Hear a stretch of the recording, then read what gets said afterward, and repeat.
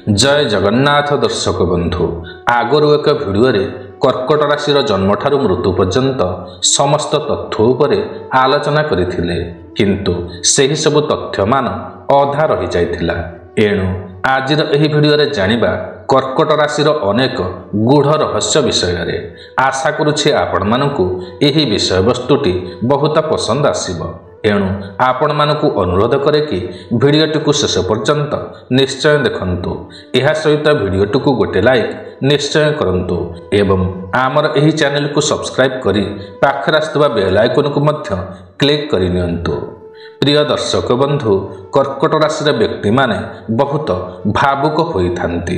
एमानंकु केही किछि कहिदेले एमाने सेही कथा को नहीं अनेक किछि भाबी बसंती। बही जाउथिबा नदी जेपरी सर्वशेष रे समुद्र रे मिशि थाए ठीक सेहीपरि एही कर्कट राशि व्यक्ति माने शेष रे सेमानंकर लक्ष्य स्थल रे पहुंची जांती बा एमानंकर समस्त लक्ष्य पूरण हो जाई थाए। एमानंकर हृदयटी बहुत कोमल होई थाए। एमाने निजर फोटो उत्तोलन करने बहुत पसंद करिथांती। एमाने ऐतिहासिक स्थान को बुली जिबा पई बहुत पसंद करिथांती। एमाने निजर माँ सहित एवं मामू घर सहित भल संपर्क रखिथांती एवं ताहाकू बजाय रखिबाकू मध्य चेष्टा करिथांती। एमाने हठात केही पुरुणा बंधु को देखिदेले भाव प्रवण हो जाती एवं सेमानंकर भल मंद पचारि थांती। एमानंकर मन भितरे भय रही थाए एवं एमानंकु केही किछि कहिदेले एमाने कांदी पकांती बा एमानंकर आखि छल छल हो जाए। एमाने निजर कौनसी भी कथा को गुप्त रखंती नाही। एमाने अन्य आगरे एमानंकर समस्त कथा को खोली कहीदे थांती। एमाने भाभी थांती कि सबु किछि कथा को खोली कहीदेवा द्वारा मनटी हालका हो जिवो किंतु एही कारण पाई एमाने बहुत हैरान मध्य होई थांती। एही राशिर माँ माने सर्वश्रेष्ठ माँ होई थांती। कौनसी भी राशिर माँ माने एमानंक परि केबे भी होई पारंती नाही। एमाने भल सासु मध्य होई थांती। एही कर्कट राशिर व्यक्ति माने समुद्र रे स्नान करी ओम चंग चंद्राय नमः एही मंत्र को पाठ करी समुद्र को आळती कले एवं पुष्प अर्पण कले एमानंकर मंगल होइथाए। एहा सहित चंद्रर किरण रे बसिले चंद्र किरण तले क्षीर रखी पीवा द्वारा एमानंकर विचलित मन शांत होइथाए। प्रिय दर्शक बंधु एही कर्कट राशिटी स्त्री राशि अटे ओ जल तत्वर राशि अटे। एणु एमाने बहुत उदार बा थंडा स्वभावर होइथांती जहा फल कि एमानंकर सरलतार फायदा अनेक लोक उठाई थांती। एमाने हठात कौनसी प्रतिक्रिया दियंती नाही। एमाने समस्त विद्यारे प्रांगण हेले मध्य एमानंक ठारे समस्त ज्ञान कौशल थिले मध्य एमाने एपरि व्यवहार करिथांती जेपरि कि एमानंकु किछि जणा नथाए।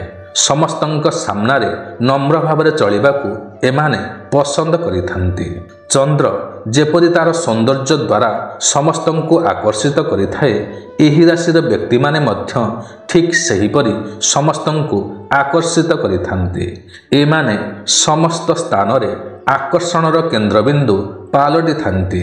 धीर स्थिर मिंजासर होइथांती। धैर्यवंत होइथांती। न्यायपरायण होइथांती। चंद्र को नहीं जेपरी कवि लेखक माने चिंता करिथांती एमानंकर चिंताधारा मध्य ठीक सेहीपरि होइथाए बा एमाने प्रेमिक स्वभावर होइथांती। एमाने सदा सर्वदा भावना राइजरे घूरी बुलंती। समस्त प्रकारर कथा को गुरुत्वर सहकारे चिंता करिथांती। एमानंकर चिंताधारा कवि लेखक सदृश होइथाए।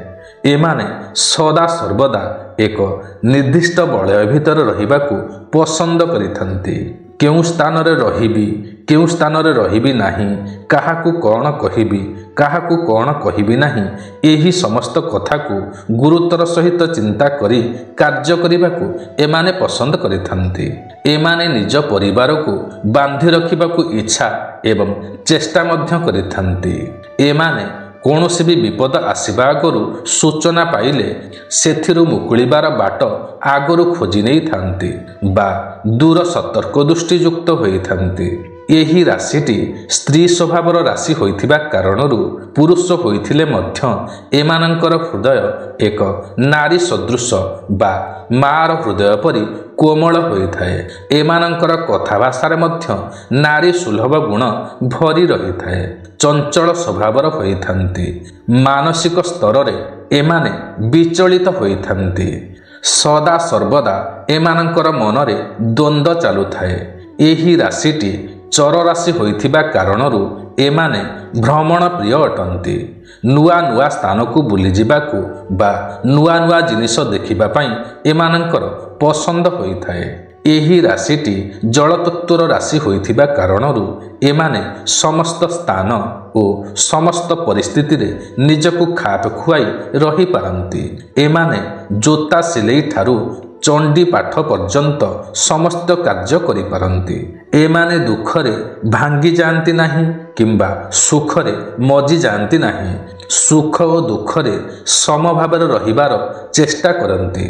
ଧନୀ ଅବସ୍ଥାରେ ଓ ଦରିଦ୍ର ଅବସ୍ଥାରେ ଦୁଇଟି ଯାକ ଅବସ୍ଥାରେ ନିଜକୁ ଖାପ ଖୁଆଇ ରହିପାରନ୍ତି। ସତ୍ୟପ୍ରିୟ ହୋଇଥାନ୍ତି। ସମ୍ମାନ ପ୍ରିୟ ମଧ୍ୟ ହୋଇଥାନ୍ତି। ଉଦାର ଚରିତ୍ରର ହୋଇଥାନ୍ତି। ଉଚ୍ଚ ମନା ହୋଇଥାନ୍ତି। ବହୁ ଆଡ଼ମ୍ବରୀ ମଧ୍ୟ ହୋଇଥାନ୍ତି। ସର୍ବଦା ଏମାନଙ୍କର ଆୟ ଠାରୁ ବ୍ୟୟ ଅଧିକ ହୋଇଥାଏ। ଯେତେ ବି ଆୟ କଲେ ମଧ୍ୟ ସଞ୍ଚୟ କରିପାରନ୍ତି ନାହିଁ। ବଡ଼ ବଡ଼ କାର୍ଯ୍ୟ ହାତକୁ ନେଇ ସମ୍ପାଦନ କରିପାରନ୍ତି କିନ୍ତୁ ବିଚଳିତ ହୋଇଯାନ୍ତି। ଏମାନଙ୍କର ଚିନ୍ତାଧାରା ବା ଲକ୍ଷ୍ୟ ଏକ ହୋଇନଥାଏ। ଏମାନେ ବିଭିନ୍ନ ପ୍ରକାରର ଲକ୍ଷ୍ୟ ରଖିଥାନ୍ତି।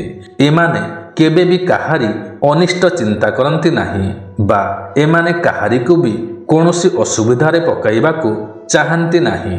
କିନ୍ତୁ ଏମାନଙ୍କର ଏହି ସ୍ୱଭାବ ପାଇଁ ଏମାନେ ଅସୁବିଧାରେ ପଡ଼ିଯାଆନ୍ତି। ଏମାନଙ୍କର ସ୍ୱଭାବ ଏପରି ହୋଇଥାଏ କି ଏମାନଙ୍କୁ କେହି ବି ଦେଖି ଈର୍ଷା କରିଥାନ୍ତି ଏବଂ ସେମାନେ ଈର୍ଷାପରାୟଣ ହୋଇ ଏମାନଙ୍କର ଶତ୍ରୁ ପାଲଟି ଯାଆନ୍ତି ଏବଂ ଏମାନଙ୍କୁ ହଇରାଣ ମଧ୍ୟ କରନ୍ତି। କିନ୍ତୁ ଏମାନେ ନିଜ ଶତ୍ରୁକୁ କ୍ଷମା କରିଦିଅନ୍ତି।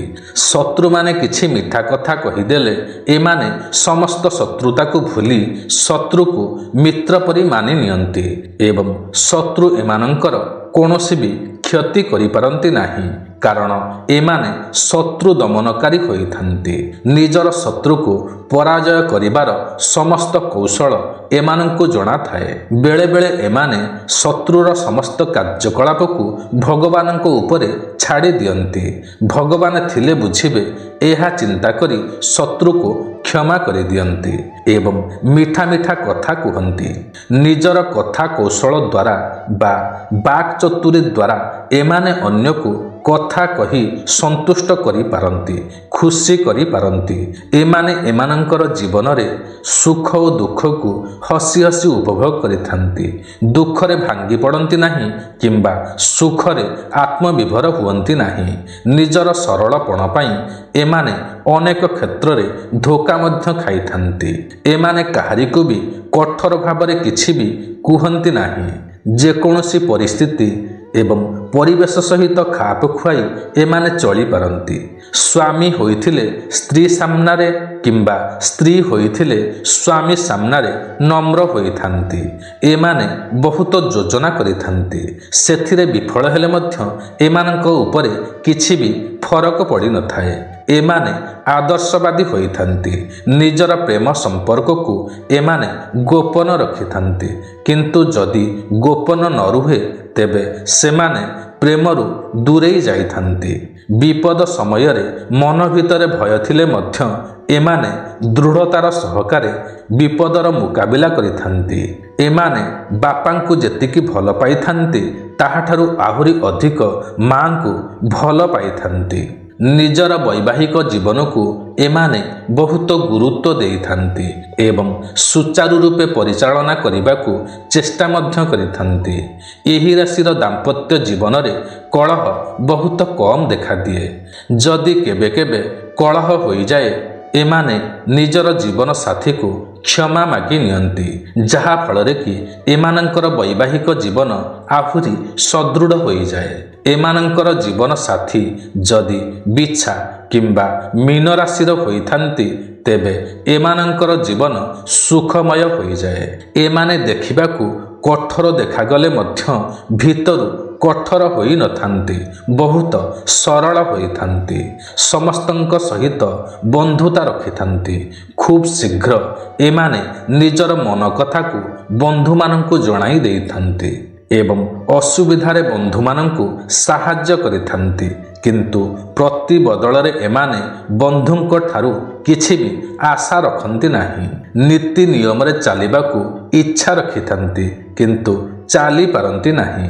ଏହି ରାଶିର ବ୍ୟକ୍ତିମାନେ କୌଣସି ଇମୋସନାଲ ସିନ୍ ଦେଖିଦେଲେ କାନ୍ଦି ପକାନ୍ତି, ଭାବ ବିଭୋର ହୋଇଯାଆନ୍ତି। ଯାତ୍ରା ହେଉ, ସିନେମା ହେଉ ଅବା ସିରିଏଲ ହେଉ, ଏହି ସବୁଥିରେ କୌଣସି ଇମୋସନାଲ ସିନ୍ ଦେଖିଦେଲେ ଏମାନଙ୍କ ଆଖିରୁ ଲୁହ ଝରି ଆସେ। ଏମାନଙ୍କ ପାଖକୁ ଯେତେ ବି ଧନ ଆସିଲେ ମଧ୍ୟ ଏମାନଙ୍କ ପାଖରେ ଧନ କେବେ ବି ରୁହେ ନାହିଁ।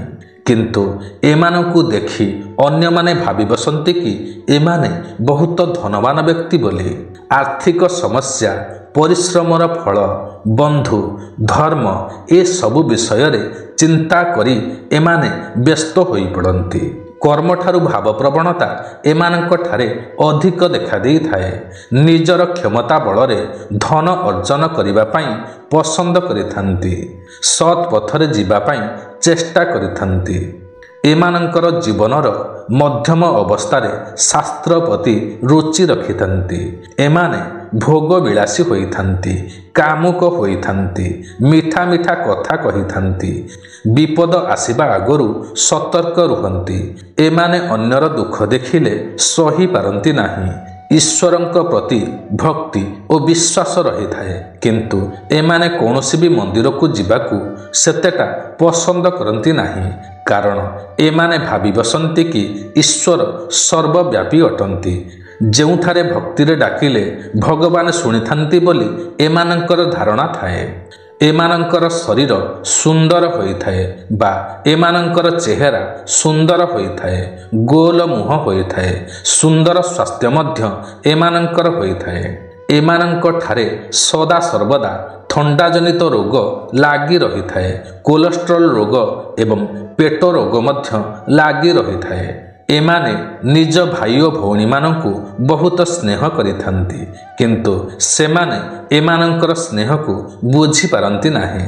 ବଡ଼ମାନଙ୍କୁ ଏମାନେ ଯେତିକି ସମ୍ମାନ ଦିଅନ୍ତି, ସାନମାନଙ୍କୁ ମଧ୍ୟ ସେତିକି ସ୍ନେହ କରିଥାନ୍ତି। ଏମାନେ କ୍ଷଣକୂପୀ ହୋଇଥାନ୍ତି ବା ହଠାତ୍ ରାଗିଯାଆନ୍ତି ଏବଂ କିଛି ସମୟ ପରେ ଥଣ୍ଡା ପଡ଼ିଯାଆନ୍ତି। ଏମାନେ ସ୍ୱାଭିମାନରେ ରୋଜଗାର କରି ଚଳିବାକୁ ପସନ୍ଦ କରିଥାନ୍ତି କିନ୍ତୁ କାହାରି ଆଗରେ ହାତ ପାତିବାକୁ ପସନ୍ଦ କରନ୍ତି ନାହିଁ। ପ୍ରିୟ ଦର୍ଶକ ବନ୍ଧୁ, ଆପଣଙ୍କର ଜୀବନ ପୁଷ୍ପମୟ କରିବାକୁ ଚାହୁଁଥିଲେ ପ୍ରତି ସୋମବାର ଦିନ ଶିବ ମନ୍ଦିର ଯାଆନ୍ତୁ ଏବଂ ଶିବ ଦର୍ଶନ କରନ୍ତୁ। ଏହା ସହିତ ପ୍ରତି ମାସର ପୂର୍ଣ୍ଣମୀ ଦିନ ରାତ୍ରିରେ ଉପବାସ ରୁହନ୍ତୁ। ଏହା କରିବା ଦ୍ୱାରା ଆପଣଙ୍କର ଜୀବନ ସୁଖମୟ ହୋଇଯିବ। ତେବେ ପ୍ରିୟ ଦର୍ଶକ ବନ୍ଧୁ, ଆପଣଙ୍କୁ ଆଜିର ଏହି କାର୍ଯ୍ୟକ୍ରମଟି କିପରି ଲାଗିଲା ନିଶ୍ଚୟ କମେଣ୍ଟ କରି ଜଣାଇବେ।